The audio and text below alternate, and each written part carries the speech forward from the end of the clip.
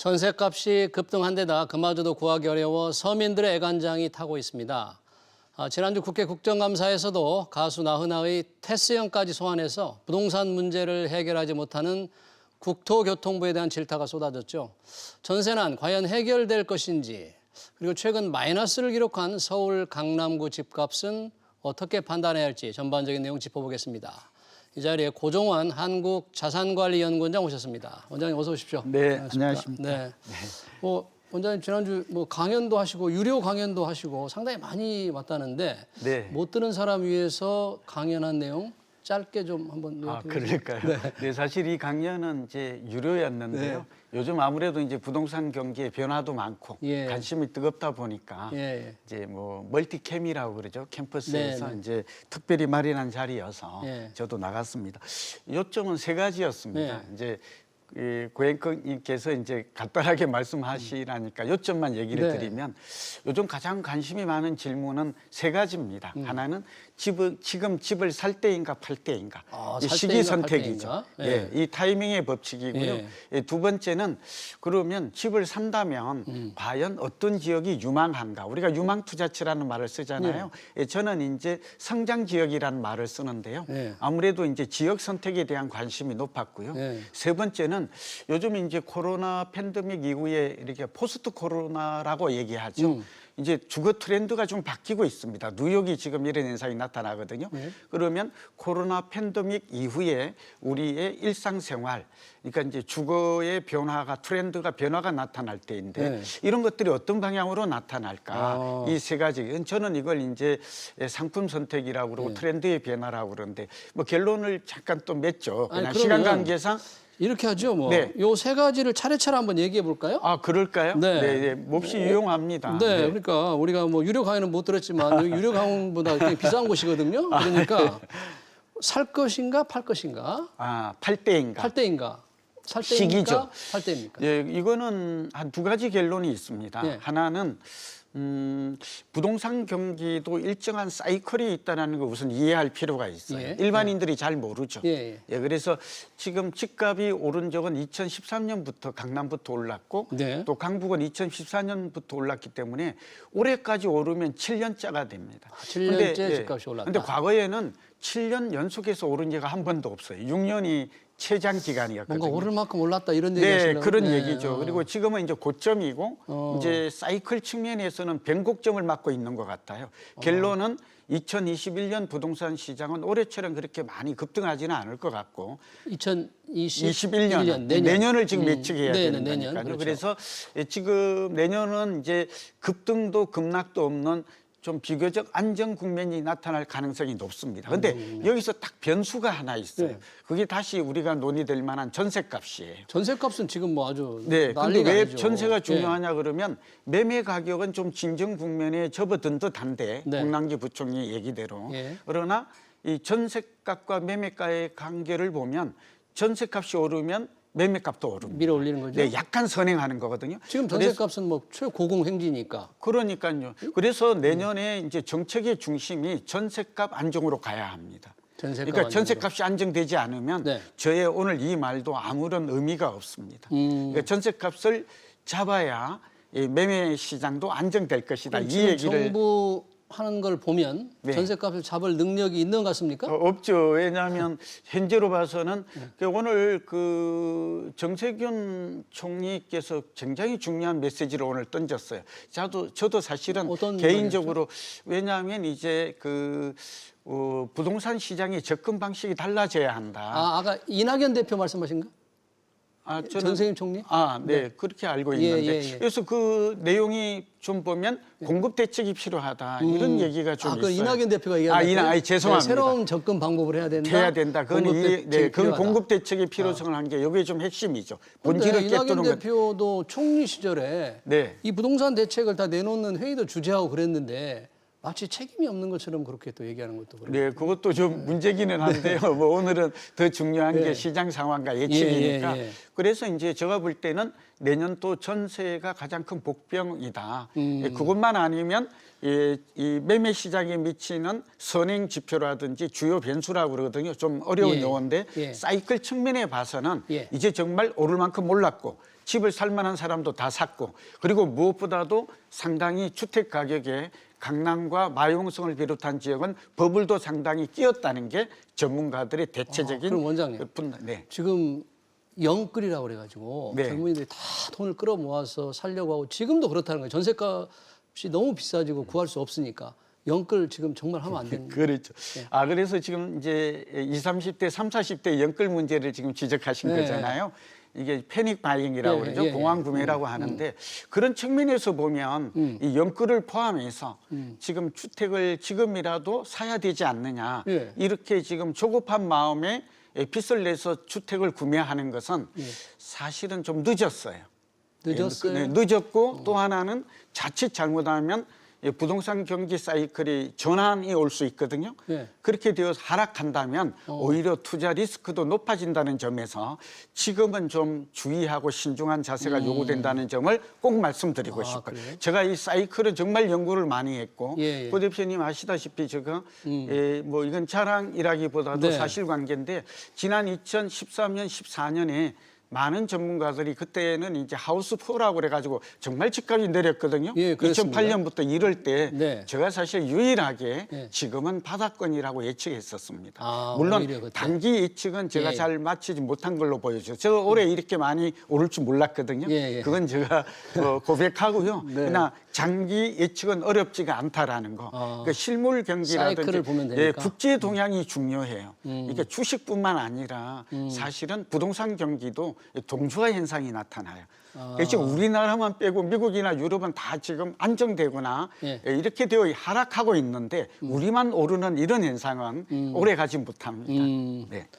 그러면 지금 영끌도 조금 늦은 측면, 투자 지금 늦은 측면이 있다 그러는데 네. 말씀하신 문제의 전세 대란은 네. 워낙에 심각하니까 전세에 가고 싶어 해도 전세 물건이 없어요. 없죠.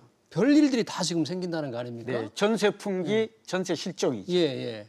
그러면 전세값은 안정될 수 있겠습니까? 아까 네, 이 질문도 두 가지 답으로 말씀을 드릴 수 있겠어요. 저희 연구자나 이제 공부하는 입장에서는 첫째는 어렵지 않습니다. 그러니까 우리 학교에서 공부를 하면 저도 뭐 대학원에서 석박사 과정을 강의를 합니다만 예. 전세의 특징을 이해해야 되는데요. 이 부분 중요합니다. 홍남기 부총리께서도 보니까 관계부처와 협의해서 전세의 상승 원인이 무엇일까 이걸 지금 따져보겠대요. 제가 보면 따질 필요가 없고요. 저 말에 답이 있습니다. 네. 첫째는 네. 전세는 매매와 다른 특징이 두 가지가 있는데 뭔가요? 하나는 네. 우선 투기 수요가 없습니다. 매매와 그렇죠. 다른 점이죠. 네. 전세가 오른다고 해서 전세를 여러 채 얻는 사람을 보셨나요? 그러니까 전세는 투기 수요가 없고요. 없다. 두 번째 전세는 실소유자의 시장이기 때문에 네. 버블이 없습니다. 버블이 거품이 없다. 없는 것이죠. 예. 전세의 거품이 많네 이런 말은 이건 어불성성이고 예. 비논리적인 얘기죠. 예. 그러면 전세 가격은 어떻게 결정될까요? 네. 오직 수요와 수급에 의해서 시장 수요와 임대료가 결정됩니다. 네. 이건 교과서에 나오는 얘기입니다. 예. 그러면 어떻게 될까요? 전세 오르는 이유는 공급 부족입니다. 공급 부족이네요. 그런데 공급 부족이 두 가지입니다. 하나는 지금까지 공급된 물량이 재고 물량이라고 그래요. 이게 부족한 이유가 첫 번째고 재고 물량이라고 그러면 이미 공급된 물량이 적다라는 거죠. 네. 주택 보급률이나 인구 천민당 주택 수를 보면 서울은 공급이 절대적으로 수요에 비해서 부족하구나 이런 얘기가 되죠. 두 번째는 유통 물량이 줄어들었어요. 이거는 주택 임대차 3법 지금 입법이 시행되고 있지만 이 규제로 인해서 유통되는 물량이 줄은 것입니다. 내놓은 게 없다 이거죠? 그럼요. 재고 물량은 그대로인데 사람들이 이제 내놓지 않는 거예요. 어디에 공인중개사 사무소에. 왜냐하면 자기들끼리 아름아름 거래를 해요. 그리고 좀 불편하니까 당장 내놓지를 않아요. 공실로 차라리 남겨두겠다는 사람도 많거든요. 그런 정도로? 네. 그렇게 되다 보니까 이게 두 가지가 물량이 줄어들어서 그럼 해법은 뭘까요? 이제 당연하죠. 해법은 뭡니까? 부총리도 이유를 이제서 찾아보겠다는데. 지금 유통 물량이 늘어나게 해야 됩니다. 그러니까 법인이나 다주택자나 또 이주택자가 가지고 있는 물량이 시장에 출시되어서 전세입자들이 전세 매물을 많이 접할 수 있도록 유통을 늘려야 되는 것이죠. 그러니까 다주택자들이 전세를 많이 내놓게 이미 다주택자들은 전세로 지금 내놓아 있을 텐데 내놓고 있는데 이게 이제 약간 이게 이해가 안 예, 가시죠. 예. 사실은 지금 이게 규제를 하니까 예. 사실은 그 나쁜 집주인도 있지만 나쁜 세입자도 있어요. 법을 악용하고. 그런 세입자도 굉장히 있어요? 이게 불편하거든요. 잘못 만나면 이사비를 1,000만 원 달라. 요즘 그렇다면서요? 예, 집을 이사비. 보여달라고 그래도 예. 안 보여주고 예, 예. 그러다 보니까 코로나 할 수 없이 핑계 대고 지금 안 제비뽑기를 보여주고. 하는 방법도 나타나고 예. 집도 안 보고 지금 계약금도 예. 하잖아요. 예. 이 양쪽이 다 루저가 된 거예요. 예, 요즘 제가 들은 얘기는 같은 그 SNS 상에 같은 지인들끼리 아는 사람은 믿을만 하잖아요. 골치를 안 그렇게. 썩이잖아요. 그렇게 세입자를 구하고 싶고 예, 한다. 그리고 같은 직장인 안에서 구해요. 예. 그리고 이제 이런 것들을 이제 거래의 은밀성이라고 그러거든요. 불투명성 이런 그러니까 것들이 규제가 이제 이런 부작용을 낳고 부작용을 있네요. 낳은 것이죠. 네. 그래서 이제 저는 개인적으로 가장 좋은 방법은 그 주택 공급을 늘리는 것인데 이제 상기 신도시도 아직 멀었잖아요. 그렇죠. 그러니까 이게 뾰족한 방법이 없어요. 네, 그래서 없어요. 저는 이제 개인적으로는 네. 단독주택이나 노후 이런 것들을 빨리 좀 예. 세제나 금융상의 혜택을 준다든지 앞서 말씀드린 대로 집주인들이 마음 편하게 내놓을 수 있게. 유니시브 말처럼 예. 그냥 좀 내놓을 수 있고. 근데 오늘 보니까 재미나는 뉴스가 좀 흥미로운 뉴스가 떴는데 예. 주택 임대차 3법을 재개정해야 된다 이런 여론이 48%나 나왔어요. 한 주택 임대 방송국에서 삼법을 오늘 조사를 했는데 재개정해야 조금 된다. 전에 빨리 했던 고쳐야 된다. 내용인데요. 아, 그래요? 유지해야 된다는 의견이 38%인데 재개정이 필요하다는 훨씬 것은 높네요. 네, 집주인이나 세입자나 이래 가지고는 안 된다는 것이죠. 서로가 불편하니까. 불편하고. 네. 네, 이 상황이 제가 볼 때는 이러한 규제가 좀 완화될 필요가 있겠다. 예. 정부도 좀 공급을 좀 늘리는 구체적인 방법을 좀 찾아야 저는 방법이 있다고 생각해요. 시간 때문에 구체적으로 말씀드리기가 어렵습니다. 그러니까 아까 그런 차원이었던 것 같아요. 이낙연 그 민주당 대표가 얘기한 게 새로운 접근법이 필요하다. 공급도 늘려야 된다. 또 실거주자들, 일주택자들의 세금을 좀 안심하게 낼 수 있게 해야 된다는 게 뭔가 기존 정책을 바꾸려고 하는 것 같은 느낌이 있어요. 네, 그래서 내년에 6월 1일이 이제 양도세가 또 중과되는 날이잖아요. 예. 이제 그 1일이 이제 매물이 얼마나 나올지 연말까지 내년 6월이 이제 주목되는 이유인데요. 저는 나올 것 개인적으로 같습니까? 많이 나올 것 같아요. 지금 이대로 가면 많이 나온다고 예측하기가 좀 어려워요. 그 세금 부담이 있는데도 끌어안고 내놓기가 있겠다. 좀 어려. 그러니까 좀 더 증여를 해버리고 이런 거거든요. 예. 공동으로 명의를 변경하거나. 예. 그래서 제가 볼 때는 이거는 뭐 가진 자에 대한 혜택이라고 보지 말고 어쩌면 매물이 좀 많이 출시되어서 전세값이 안정돼야 집값도 안정되니까 네. 그런 선순환 고리를 만드는 정책에 좀 유연성이 필요한 때가 아닌가 보고 있습니다. 네, 아까 이낙연 대표가 전문가들의 의견을 듣는다고 그러는데 원장님 가서 그런 얘기 좀 해주셔야 네, 돼요. 뭐 제가 부르면 한데 이제 또 뭐 정부는 저를 또 보수라고 생각하는 것 네. 같아요. 저는 뭐 LH 자문위원도 하고 있고 네. 다른 루트를 통해서 의견은 전달하고 있습니다. 아까 말씀하신 그 3기 신도시 잠깐 말씀하셨잖아요. 네. 하남, 교산, 네. 또 이제 왕숙 다섯 군데인데 왕숙도 있고 뭐 창릉, 부천, 대장도 그러면 있고 좀 다섯 시간이 군데는. 걸리는데 네.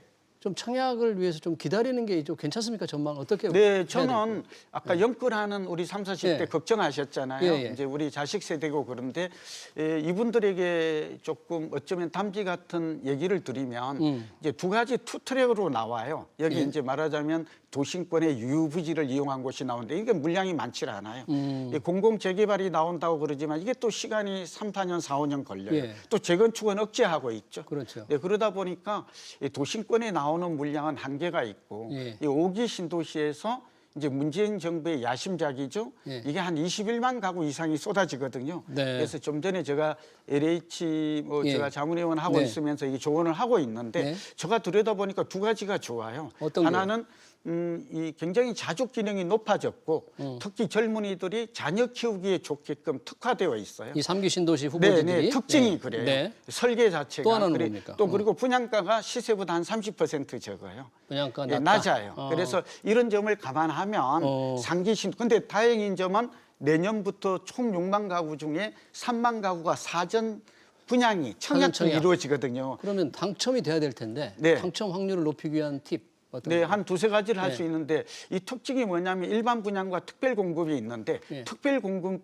물량이 85%로 압도적으로 많아요. 이거는 주로 신혼부부라든지 생애 최초, 그렇군요. 뭐 다자녀 부모 모양이 있는데 네. 제가 볼 때는 이렇게 이제 예를 들면 가점을 좀 높여야 될 필요가 있고요. 예. 좀 맞추면 그러니까 이사를 가서 2년 거주 조건이 있거든요. 단기간에 가점 높이기 어렵죠. 어렵죠. 네. 그런데 자녀 이제 말하자면 신혼부부 같으면 신혼 기간이 짧고 이게 지금 30%를 굉장히 많이 비중을 차지하거든요. 아, 그래요? 예, 그래서 이제 이 신혼 기간은 짧고 자녀가 있으면 거의 당첨 확률이 100%가 됩니다. 네. 그러니까 신혼 부부가 좀 아이를 낳고 하면 자격이 더 좀 높아지고 부모를 모신다든지 예. 이러는 것도 하나의 좀 학가하는 것도 방법이 되겠죠. 근데 네. 2년 이상 거주해 지역 우선 제도가 있어요. 그 지역에 가서 2년 이상 거주해야 예, 되는 살아야 거죠? 됩니다. 그러니까 이 부분이 조금 까다롭기는 하나 지금부터 계획을 본 청약 때만 2년을 충족하면 되는 거거든요. 그럴 만한 가치가 있다 그런 얘기죠. 네네. 그러면 청약 자격이 주어지고 당첨 확률이 높아지고